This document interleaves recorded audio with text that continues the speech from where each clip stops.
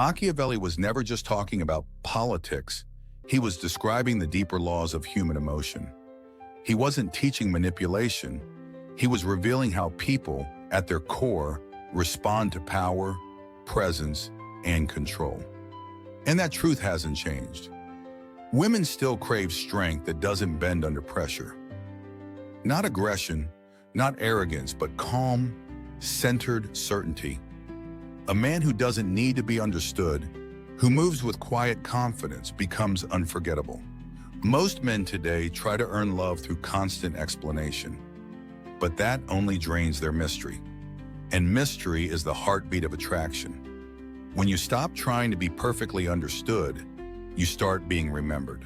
Because a man who's at peace with himself doesn't chase connection, he attracts it naturally.